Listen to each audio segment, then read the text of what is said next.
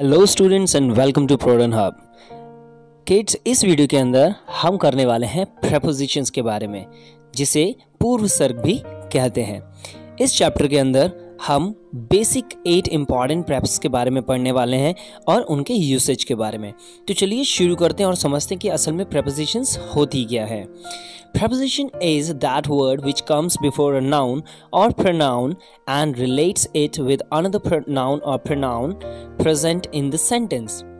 यानी कि preposition एक ऐसा शब्द होता है जो किसी भी नाउन या pronoun के पहले लगकर उसको किसी दूसरे नाउन या pronoun से रिलेट करता है किसी वाक्य के अंदर। ओके, जैसे कि आप पहले सेंटेंस को देखिए, The cat is sitting on the table।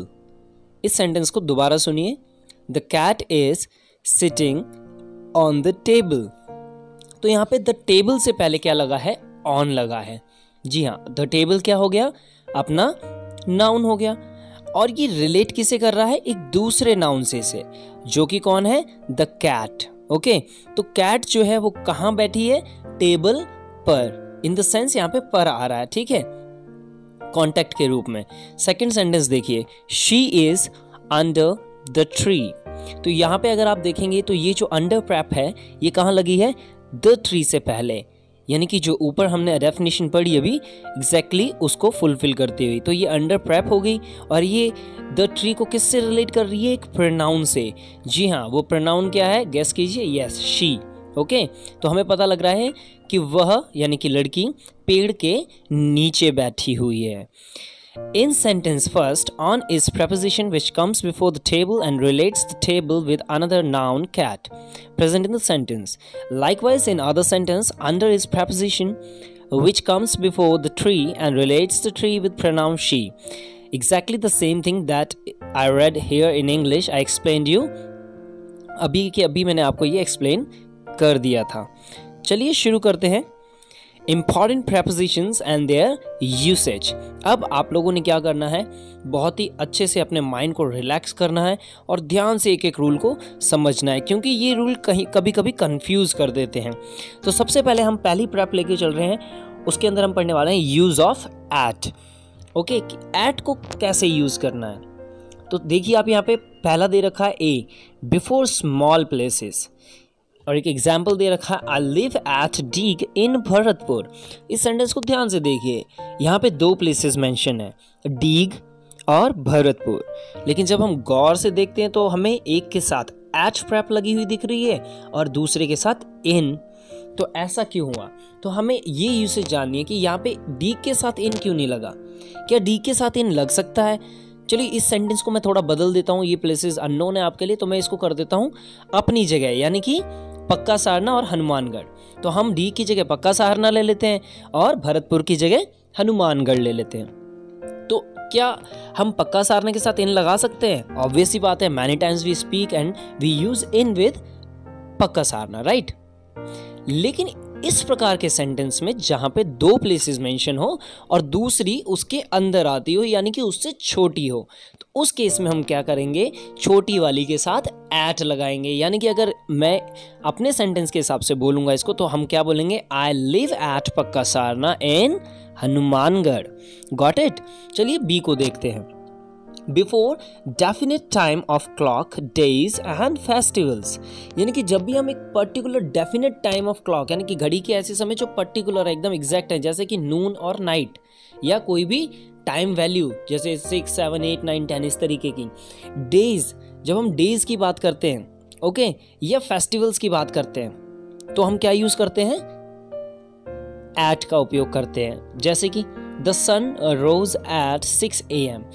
Suppose करिए मैं आज सुबह सूर्योदय की बात कर रहा हूँ, ठीक है, जो हो चुका है, तो उसमें मेरे को पता है कि वो 6 बजे सूर्य निकला था, तो मैं इस सेंटेंस में क्या यूज करूंगा? एट का उपयोग करूंगा। The sun rose at 6 AM।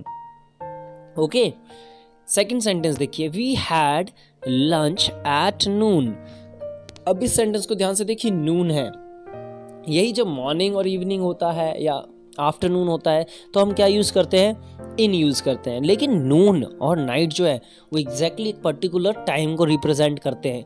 Night से मतलब है एकदम अंधेरा और नून से मतलब है exactly 12 o'clock of the afternoon when the sun is over the head. Okay, तो इसीलिए हम क्या यूज करेंगे, इधर भी एट यूज करेंगे।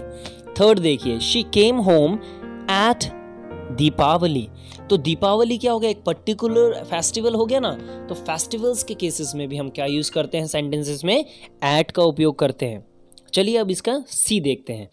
Before speed, temperature and rate, यानी कि कॉस्ट वगैरह, यानी कि जब भी हम स्पीड की बात करेंगे, टेम्परेचर वैल्यूज़ की बात करेंगे या किसी भी कॉस्ट और रेट की बात करेंगे, तो हम हमेशा किसका यूज़ करेंगे, एट का उपयोग करेंगे, ना कि किसी और प्रैप का। जैसे कि she drove her car eight 70 kilometre an hour. यहाँ पे आप देखिए हमने वैल्यू दे दी है 70 किलोमीटर, इसीलिए हमने क्या लगाया, एट लगाया। ओके, दूसरा देखिए, और यहाँ पे आपको जो मैंने पिछले लेसन में आर्टिकल्स कराए थे वो भी देखने को मिल रहा है, एन लगा है आवर के साथ। ओके, सो आप स्टडी ज़रूर कीजिएगा हर एक चीज़ को, सेंटेंस के अंदर हर पार्ट को स्टडी करना सीखिए।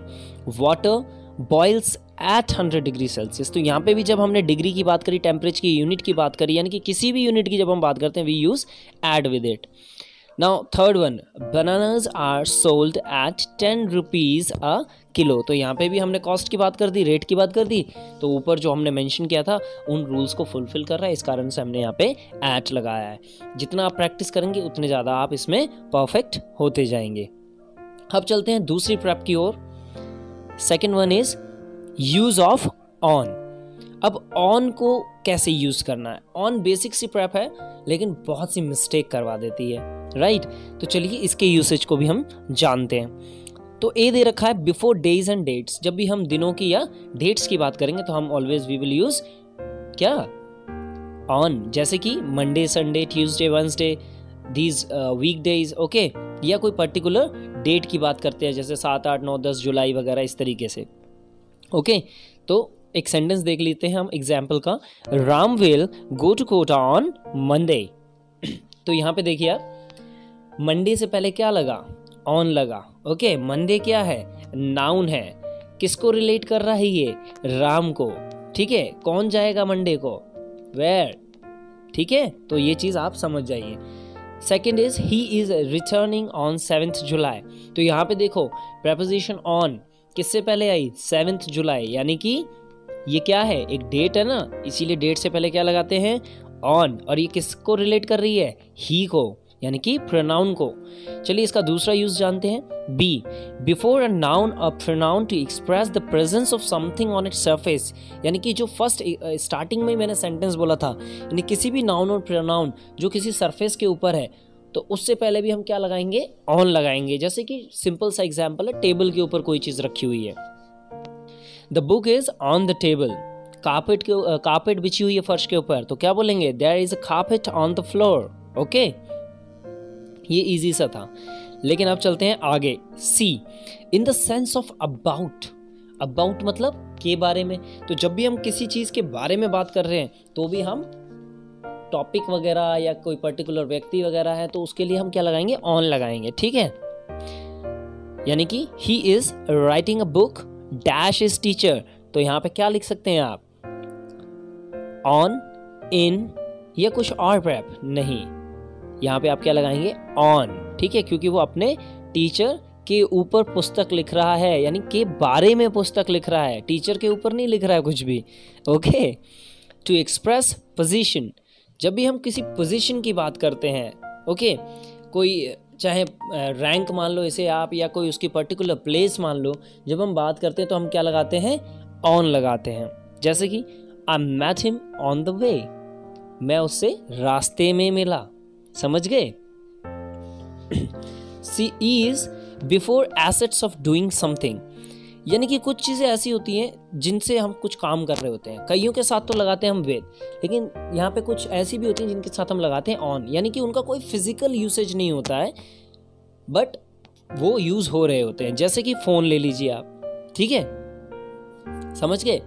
तो हम इस केस में क्या लगाएंगे, ऑन लगाएंगे। जैसे don't talk here on phone, यहाँ पे आप फोन पे बात ना करें। ओके, अब चलते हैं इन की ओर। Use of in, before the names of months seasons और ईयर्स, यानी कि जब भी हम मंथ, सीजन्स या ईयर्स की बात करेंगे तो हम हमेशा लगाएंगे इन, यानी कि हमने 2010 दे दिया, 2020 दे दिया, इस तरीके से, ओके। या हमने मंथ्स के नेम दे दिए, अप्रैल, जून, जुलाई। आपने पिछले सेंटेंस में देखा था ऑन लगा था अगर इन मंथ से पहले कोई डेट आ गई थी, लेकिन अगर if there is no date is mentioned, okay, तो आप क्या लगाएंगे, इन लगाएंगे, ओके। चाहे पहले हो चाहे बाद में हो, आपको ऑन लगाना है अगर डेट मेंशन है, और अगर डेट मेंशन नहीं है तो मंथ्स के पहले क्या लगाएंगे हम, प्रेपोजिशन इन लगाएंगे। जैसे कि आई वॉज बॉर्न इन 2010, मैं 2010 में पैदा हुआ था। ओह एक्चुअली ये झूठ है, I was born in 1989, okay. Second is we took exams in April, हम अप्रैल में एग्जाम्स लेते हैं, जो कि एक्चुअली कोविड-19 के कारण पॉसिबल नहीं हो पाया है, राइट। बी देखिए, बिफोर प्लेसेस, यानी कि जगहों के से पहले हम क्या लगाते हैं, इन लगाते हैं। जैसे कि अभी हमने ऊपर पढ़ा था एट भी लगाते हैं, है ना। वो कब लगाते हैं, जब दो बड़ी और छोटी प्लेसेस का मेंशन होता है, या कुछ ऐसी जगह जिसकी पर्टिकुलर पोजीशन मेंशन ना हो। जैसे कि मैं किसी से स्कूल में मिला तो एट ही लगाऊंगा, क्योंकि स्कूल में कौन सी पर्टिकुलर जगह वो मेंशन नहीं है, इसीलिए हम इन स्कूल नहीं लगा सकते। Like I met him in school, no, I met him at school. ठीक है, मैं तुम्हारा स्कूल के बाहर इंतजार कर रहा हूँ, या स्कूल में इंतजार कर रहा हूँ, तो I am waiting for you in school, नहीं at school, okay. Where are you standing, तो इस केस में भी आप एट ही लगाते हैं। क्लियर, जब आपको पर्टिकुलर जगह नहीं पता होती लेकिन एक पूरा का पूरा एरिया पता होता है जहाँ पे आप हैं। अब देखिए यहाँ पे इन कब लगेगा प्लेसेस के साथ, पहले एग्जाम्पल से ही आपको क्लियर हो जाएगा। I was sitting in my room, मैं अपने कमरे में बैठा हूं, ओके। दूसरा केस क्या है, जब हम एक ही प्लेस मेंशन करते हैं, ओके, सिंगल प्लेस मेंशन करते हैं और इन द सेंस ऑफ मे होता है वहां पे, लाइक तुम कहाँ पे हो, तो आप ये नहीं कह सकते I am in India, right. आप वहां पे एक पर्टिकुलर प्लेस बताओगे ना तो एट यूज कर लोगे, लेकिन अगर आप कहाँ रहते हो तो आई लिव इन क्या यूज करेंगे, I live in India, I live in Hanumangarh, I live in Pakka Sarana, I live in Lalgarh Jattan, okay. But यहीं पे मैंने एक आप चीज़ को आपको अभी भी बताया था कि दो प्लेसेस मेंशन कर देते हैं तो हम छोटी वाली के साथ क्या लगाते हैं, एट लगाते हैं। ये थोड़ा और डिटेल में मैं आपको जब स्कूल लगेगा तब क्लियर कर दूंगा, क्योंकि अभी भी यहाँ पे कुछ केसेस होते हैं जहाँ पे सिंगल प्लेस मेंशन होती है, जैसा कि मैंने बताया आपको, और फिर भी हम क्या लगाते हैं, एट लगाते हैं, ओके। तो वो केस भी मैं आपको अच्छे से समझा दूंगा अगर आपको अभी शॉर्ट में समझ नहीं आया हो तो। सी देखिए, before period of time within which an action is expected to be completed, यानी कि जब हमें किसी कार्य की किसी पर्टिकुलर वक्त में कंप्लीट होने की संभावना हो तो हम उसके साथ भी क्या लगाते हैं, इन लगाते हैं। जैसे कि मैं 1 घंटे में आ जाऊंगा, तो I shall be back in an hour, okay, मैं 1 घंटे में आ जाऊंगा। डी देखिए, बिफोर मॉर्निंग, इवनिंग, आफ्टरनून, जब भी हम सुबह की, इवनिंग की या आफ्टरनून की बात करते हैं, ये मैं पहले ही बता चुका हूं आपको, तो हम क्या लगाते हैं, इन लगाते हैं। Meet me in the evening, क्या बोला मैंने, meet me in the evening. Morning होता तो भी क्या लगता, इन। आफ्टरनून होता तब भी क्या लगता, इन। बट व्हाट इफ नाइट होता या नून होता तो एट लगाते हम, ओके। चलिए ई देखिए, to express colour of things, state of mind, जब भी हमें कलर्स वगैरह बताने हैं चीज़ों की या किसी की स्टेट ऑफ माइंड बतानी है तो भी हम क्या लगाते हैं, इन लगाते हैं, okay. She is still in great trouble, वो अभी भी बहुत मुसीबत में है। अनुराग इज इन हैप्पी मूड, तो यहाँ पे उसकी स्टेट ऑफ माइंड पता लग रही है, इसलिए हमने क्या लगाया, इन, यस। एफ देखिए, टू एक्सप्रेस प्रोफेशन, जब भी हमें किसी का प्रोफेशन बताना हो तो हम क्या लगा सकते हैं, in. He is in the army, okay, he is in the navy, clear. तो जब भी हम प्रोफेशन बताते हैं तो हम भी इन का उपयोग करके भी बता सकते हैं, like he is in the army, he is in the navy, okay. अब चलते हैं जी पे, to express the means of transport, जब भी हमें ट्रांसपोर्ट के मीडियम्स बताने होते हैं तो हम क्या लगाते हैं, इन लगाते हैं। और ये ध्यान रखना कि इन तब लगाएंगे जब हमारे ट्रांसपोर्ट मीडियम से पहले आर्टिकल लगा हो, जैसे कि आई came here in a car, यानी कि मैं यहाँ गाड़ी में आया। लेकिन अगर मैं यहाँ से आर्टिकल ए हटा दूँ तो प्लीज़ मुझे कमेंट सेक्शन में मेंशन करके बताना कि यहाँ पे कौन सा प्रपोजिशन लगेगी। ओके स्टूडेंट्स, थोड़ा सा हार्डवर्क आप भी कीजिए। फोर्थ देखिए, यूज ऑफ अंडर। अब अंडर कब लगता है तो ध्यान रखना, अंडर लाइन से समझ जाना। हम क्या कहते हैं, अंडरलाइन द फॉलोइंग सेंटेंसेस, यानी नीचे लाइन खींचिए उन सेंटेंसेस पे। तो इसी से समझ जाओ कि अंडर कब लगता होगा। ओके, यानी कि जब बात लेवल की हो या कोई चीज किसी से नीचे हो, किसी के नीचे हो, तो हम हमेशा क्या लगाएंगे, अंडर लगाएंगे। तो पहला यूज देखिए, इन the sense of presence of something below the surface और लेवल ऑफ अनदर थिंग। यानी जब कोई वस्तु किसी और वस्तु की सरफेस के नीचे या उसके लेवल से नीचे हो तो हम लगाते हैं अंडर। ओके, जैसे कि the dog went under the table, dog table के नीचे चला गया। ओके, सी बी देखिए, when something is inside water, जब भी कोई चीज पानी के अंदर है तो हम क्या लगाएंगे, अंडर लगाएंगे। There is a pencil under the water, पानी के अंदर पेंसिल है। Okay, in the sense of comparatively less, यानी कि जब भी कोई वैल्यू किसी चीज से कम है, ओके, तो हम क्या लगाते हैं, अंडर लगाते हैं। जैसे हम किसी की एज बता रहे हैं कि वो 10 साल से कम की है, तो हम कह सकते हैं शी इज अंडर 10। ओके, वो 20 साल से कम की है, शी इज अंडर 20। वो 40 साल से कम की है, शी इज अंडर 40। तो इस सेंस में भी आप कंपैरेटिवली लेस जब सेंस आ रहा हो तब भी आप प्रैप अंडर का यूज कर सकते हैं। डी देखिए, to express the sense of continuous process. Okay, जब कंटिन्यूअस प्रोसेस की बात हम करते हैं तो भी हम क्या लगाते हैं, अंडर लगाते हैं। Like the road is under repair, यानी कि रोड पे अभी भी रिपेयर का काम जारी है, यानी कि वो जो रिपेयरिंग का वर्क है वो कंटिन्यूअसली अभी भी हो रहा है, तो हम उसे क्या कह सकते हैं, under repair. To express the lower position status और पोस्ट, जब भी हम किसी पोजीशन स्टेटस या पोस्ट की बात करते हैं जो कि लोअर इन रैंक होती है किसी से, तो हम क्या कह सकते हैं, वहाँ पे अंडर उपयोग कर सकते हैं, अंडर प्रैप का यूज करेंगे। Like many people work under him, काफ़ी लोग उसके नीचे काम करते हैं। तो उसके नीचे से मतलब उसके पैरों के नीचे नहीं, उससे रैंक में नीचे, यानी कि वो उनका सीनियर है, उनका लीडर है या उनका बॉस हो सकता है। चलिए अब चलते हैं फिफ्थ प्रैप की ओर, जो कि है ओवर। ओवर प्रैप बहुत ही कंफ्यूजिंग प्रैप है, ओवर और अबव। लेकिन अभी आपको कॉमन से यूज बता देता हूँ इनके। पहला पढ़ते हैं, when something is vertically above another thing, जब कोई चीज एकदम वर्टिकली ऊपर हो आपके, एकदम एग्जैक्टली, जैसे कि फैन आपके एकदम सर के ऊपर है, तो हम क्या बोलेंगे, the fan is over my head. अब यहाँ पे आप देखिए, the sky is dash our heads. अब यहाँ पे आर हेड्स लगा हुआ है, आर का मतलब ऑल द ह्यूमंस, राइट, और सभी के ऊपर है, मीन्स सबको कवर कर रखा है, एक बहुत बड़े एरिया में बहुत बड़े सारे लोगों को कवर कर रखा है, तो इसीलिए यहाँ हमने लगाया ओवर।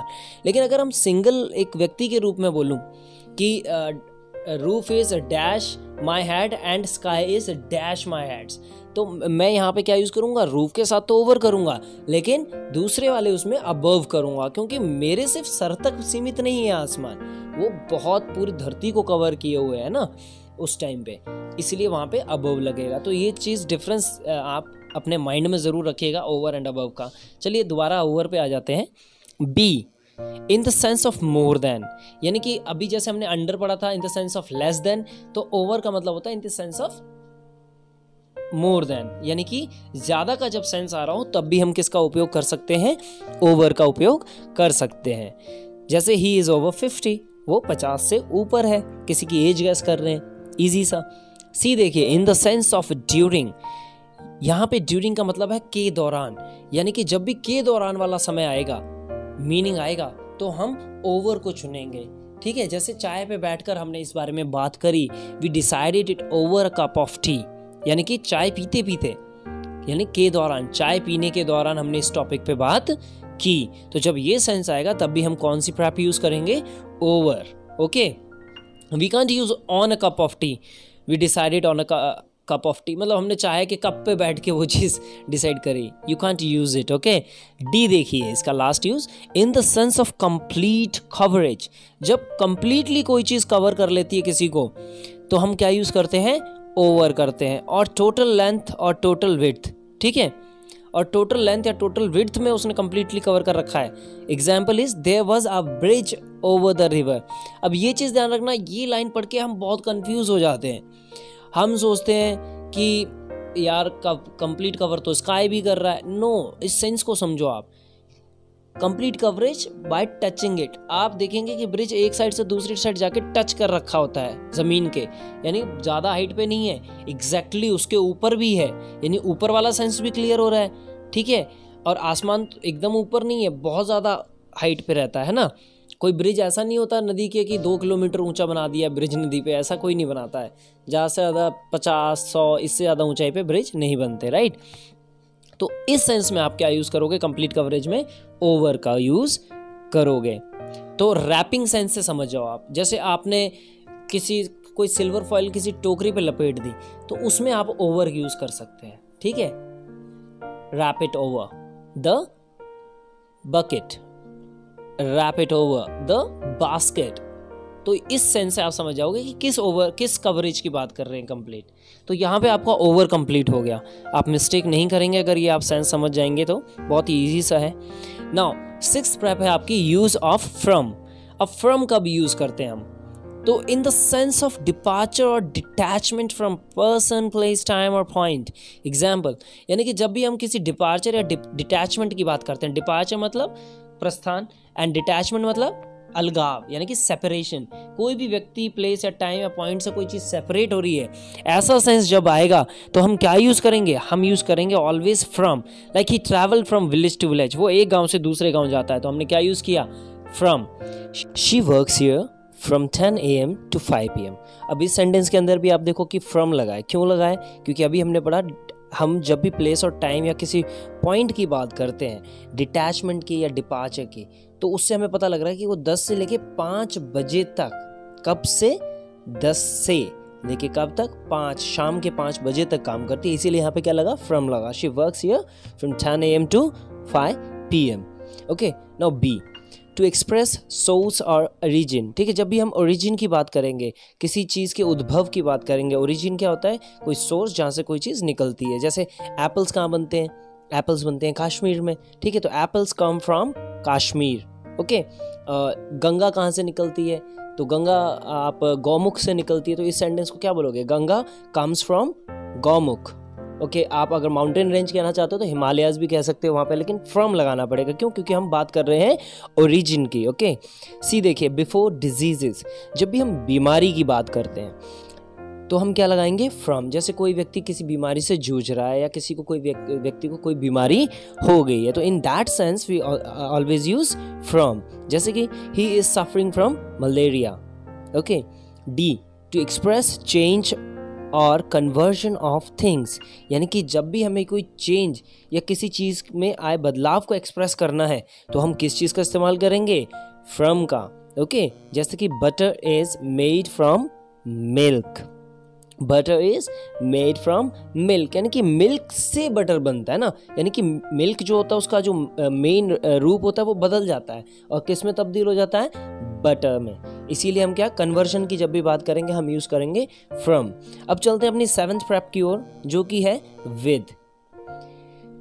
देखिए, A, to express the coinciding times. Okay, sorry for mispronouncing. To express the coinciding times, यानी कि जब भी हमें ऐसे समयों की बात करनी है, ऐसे समय की बात करनी है जो आपस में कोइंसाइड करते हैं, मिलते हुए होते हैं, तो हम क्या यूज़ करते हैं? विद का उपयोग करते हैं। जैसे कि अगर मुझे कहना है कि मैं सूरज के साथ उठता हूँ, सूरज मतलब सन के साथ, कोई व्यक्ति नहीं, तो सूरज के उगने का समय है ना, उसके राइज होने का समय और मेरे उठने का समय कोइंसाइड हो गया ना।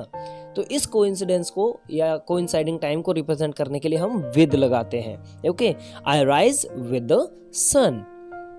ऐसा नहीं कि सूरज भी उठ रहा है मेरे साथ, नहीं, वो अपने टाइम पे राइज कर रहा है और उसी दौरान मैं उठ रहा हूँ। B, before assets of doing something, जब भी हमें कोई ऐसी चीज़ें व्यक्त करनी होती हैं जिनमें हम किसी वस्तुओं का इस्तेमाल कर रहे हैं। जैसे कि हमने एक ऊपर पढ़ा था, ऐसा ही एक एग्जाम्पल, लेकिन हमने वहाँ पे कुछ और प्रेप यूज़ करी थी। आप गैस करके बताना कौन सी की थी।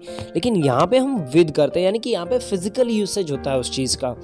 जैसे he killed the lion with a gun. Okay, उसने लायन को गन से मारा, यानी कि उसने उस गन का इस्तेमाल करके उसे मारा, उसको टोटली उसकी जितनी भी फिजिकलिटी थी उसका इस्तेमाल किया, बुलेट थी उसके अंदर जो भी थी, फायर किया और शेर मर गया। इन the sense of being together, यहाँ पे आप ध्यान रखना, अगर आपको गन के अलावा एक सिंपल एग्जांपल रखिए, जैसे आप पेंसिल से कुछ लिख रहे हैं तो आई राइट विद पेन, ठीक है, I write this letter with pen, मैंने ये लेटर पेन से लिखा है, तो आपको ध्यान रहेगा। अब बी देखिए, before assets of doing something आपको क्लियर हो गया। उसके बाद सी पे चलते हैं, इन the sense of being together, यानी कि जब भी कोई व्यक्ति आपके साथ है, बीइंग टुगेदर, ठीक है, ये सेंस जब आएगा तो आप किसका इस्तेमाल करेंगे, विद का करेंगे। जैसे कि she went there with me, वह मेरे साथ वहां पे गई, ये सिंपल सा था। D, to express the mode of action, जब भी हमें किसी भी एक्शन की मोड की बात करनी है, उसके मोड आप सभी को पता है क्या होता है, तरीका, ओके, किस प्रकार से कोई एक्शन हुआ है, तो हम क्या यूज करेंगे, विद का इस्तेमाल करेंगे। Like he faced poverty with courage, उसने अपनी गरीबी बहुत ही हिम्मत से फेस करी, ओके, तो इस केस में भी, मोड ऑफ एक्शन के केस में भी आप विद प्रैप का इस्तेमाल करेंगे। ई, टू एक्सप्रेस द गार्डियनशिप, जब भी आपको गार्डियनशिप का मतलब क्या है कि जब भी आपको गार्डियंस शो करने हैं, कोई ओनर, कोई आपका गार्डियन है, ओके, आपकी रिस्पॉन्सिबिलिटी किसी के पास है, तो आप हमेशा किसका इस्तेमाल करेंगे, विद का करेंगे। जैसे she left her daughter with her sister, यानी कि उसने अपनी बेटी अपनी बहन के पास छोड़ दी, यानी कि उस टाइम पे उसकी जो बहन थी वो उसकी बेटी की क्या हो गई, गार्डियन हो गई, है ना। तो गार्डियनशिप जब रिप्रेजेंट करनी हो तब भी हम क्या यूज़ करेंगे, विद का इस्तेमाल करेंगे। चलिए अब चलते हैं अपनी लास्ट प्रेप की ओर, जो कि है अपॉन। इस वीडियो की लास्ट प्रेप है अपनी अपॉन, तो यूज ऑफ अपॉन करते हैं जल्दी से। ए, ऑन और ऑन टू एन ऑब्जेक्ट और सरफेस, जब भी हमें ऑन या ऑन टू का सेंस देना है किसी भी ऑब्जेक्ट या सरफेस के ऊपर, तो हम क्या यूज करेंगे, अपॉन का इस्तेमाल करेंगे। ध्यान रखिए बच्चे, ऑन और ऑन टू भी प्रेप हैं, okay. It fell upon the ground, वह ग्राउंड पर गिर गया, ठीक है। यहाँ पे आप he fell on the ground भी कह सकते हो, he fell onto the ground भी हो सकता है।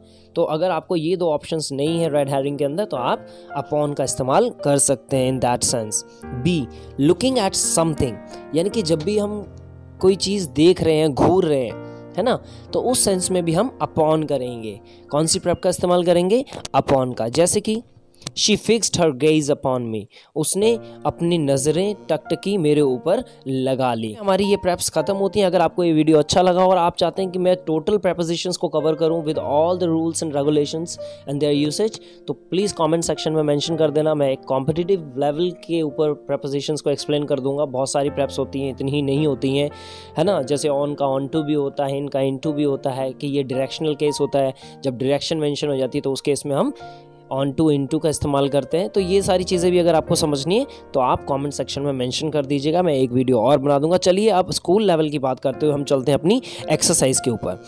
जल्दी से समझेंगे और एक्सरसाइज को करेंगे, क्योंकि एक एक्सरसाइज बच्चे आप लोगों को करनी है। इसकी जो एक्सरसाइज नंबर 2 है वो आपको नीचे कमेंट सेक्शन में सॉल्व करके मुझे अपने नेम के साथ मेंशन करनी है। तो मैं एक्सरसाइज 1 आपको करा रहा हूं, जो आपको अपनी होमवर्क नोटबुक में एज इट इज़ लिखनी है। ध्यान रखिएगा, क्लास 5th to 8th के बच्चों को ये as it is same to same अपनी नोटबुक्स के अंदर नोट डाउन करनी है। Fill in the blanks with the correct prepositions choosing from the brackets given with each sentence। अब यहाँ पे easiness क्या है कि आपको ऑलरेडी ऑप्शंस दिए हुए हैं।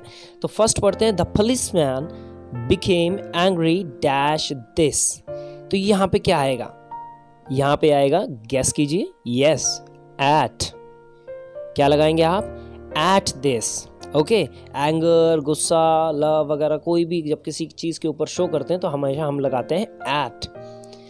12,000 people armed dash weapons gathered in the town। armed, yes, with, क्या होगा इसका answer, 12,000 people armed with weapons gathered in the town। Third, Kalibai lived dash Rastapal village of Dungarpur। Okay, Kalibai lived dash Rastapal village of Dungarpur। तो यहाँ पे आपको दे रखा है, ऊपर कर चुके हैं, रस्तापाल विलेज जो है वो डूंगरपुर में, यानी कि रस्तापाल विलेज छोटा है। और जब हम छोटी चीज़ को मेंशन करते हैं बच्चे तो हम क्या लगाते हैं, यस, एट लगाते हैं। तो इसका आंसर क्या हो जाएगा? Kalibai lived at Rastapal village of Dungarpur. Fourth, he noticed people smiling dash him. तो यहाँ पे क्या आएगा? एट, अंडर या विद? बिल्कुल सही जवाब यहाँ पे आएगा एट हिम। ओके, अब चलते हैं fifth. Roshanlal was dash the road driving the car. तो वो रोड पे टच में, कार कैसे हवा में तो उड़ेगी नहीं, रोड पे टच होके चलेगी ना। तो यहाँ पे क्या आएगा? Roshanlal was on the road driving the car. क्या हो जाएगा answer? On the road. Six देखिए, the ball is dash the box in with या फ्रॉम। तो सिंपल सा है, in the box. Seventh, they started biting the ropes dash their sharp teeth. तो इसमें वो शार्प टीथ का इस्तेमाल कर रहे हैं ना, दांतों से काट रहे हैं। तो क्या लगेगा? अंडर, विद या इन? बिल्कुल सही जवाब इधर लगेगा with their sharp teeth. Eighth देखिए, they saw many people dash the park. उन्होंने बहुत सारे लोग देखे। तो कहाँ देखे उन्होंने बहुत सारे लोग? बताइए मुझे। पार्क में देखे ना, तो यहाँ पे क्या लगेगा? In the park. They saw many people in the park. Ninth देखिए, many homes of the rats were destroyed dash their big feet. तो यहाँ पे क्या लगना चाहिए? अंडर, इन या over? The right answer is under their big feet. Tenth, Mooshak Raj asked some of the strong rats dash his group to come along. मूषक राज, तो इसमें क्या आना चाहिए? मूषक Raj asked some of the rats, yes you are right, in his group to come along. 11th देखिए, I threw the scrap dash the dustbin. तो क्या आएगा? I threw the scrap, बोलिए। I threw the scrap in the dustbin. Very good. 12th देखिए, I helped my father dash our shop. I helped my father at our shop. 13th देखिए, we saw some people jogging dash the track in, on or under. The right answer is on the track. 4th, Ramlila describes the story of Ram dash the form of a drama. तो इसमें क्या आएगा? In the form of a drama. 15th देखिए, on this day Lord Ram got victory dash Ravan. तो रावण पर जीते, यानी कि लेवल की बात हो गई ना, उनके ऊपर उन्होंने विजय हासिल करी। तो यहाँ पे क्या आएगा? Over Ravan. On this day Lord Ram got victory over Ravan. अब चलिए एक्सरसाइज 2 आपको स्क्रीन पे दिखाई दे रही है, जल्दी से देखिए। पहले 6 क्वेश्चंस पॉज करके इनके आंसर्स अपनी रफ नोटबुक में नोट डाउन करना और फिर कमेंट सेक्शन में मेंशन करना। ओके, मैं जल्दी से पढ़ भी देता हूँ, बट इस वीडियो को लेंथी ना करने के लिए कोई एक्सप्लेनेशन नहीं होगी, आपको जस्ट अपने आंसर्स जो ऊपर समझाया गया उसके आधार पर देने हैं। Fireworks and crackers explode dash the air. Second, Dussehra is a symbol of victory of good dash evil. Third, Rohit sits on a bench dash a big banyan tree. Fourth, he goes to the playground dash the evening. Fifth, look dash the pouch of any gutka. Sixth, when I drink cold water, I feel pain dash my teeth. Seventh, बहुत ही easy है बच्चे, बस थोड़ा सा ध्यान लगाना है और ऑप्शंस भी आपको दिए हुए हैं। He has seen a warning dash his father's cigarette pack. 8th, we have to go away dash here. 9th, hold it dash the either end of the stick. 10th, Chittorgarh is situated dash a high hill. 11th, a light and sound show is held dash the evening. 12th, I will hold the stick dash the middle. 13th, we had dinner dash a restaurant. 14th, write a letter to Santa dash reply to his letter. 15th, I have a bicycle, I ride dash it. 16th, children are playing dash the field. 17th, one day a monkey jumped dash the tree and broke its branches. तो I hope कि आप सभी ने अपने अपने answers लिख लिए होंगे। कमेंट सेक्शन में मेंशन कर देना। आपको ये वीडियो अच्छा लगा हो तो इसको लाइक कीजिएगा, शेयर कीजिएगा, और अगर कुछ ना समझ आए तो एक बार और देख लीजिएगा, और उसके बाद भी कोई डाउट रहता है तो प्लीज़ कमेंट सेक्शन में मेंशन करके बता दीजिएगा। ये आपको अपनी होमवर्क नोटबुक में आंसर्स को देखने के बाद करने हैं। आंसर्स आपको वीडियो के एंड में मिल जाएंगे।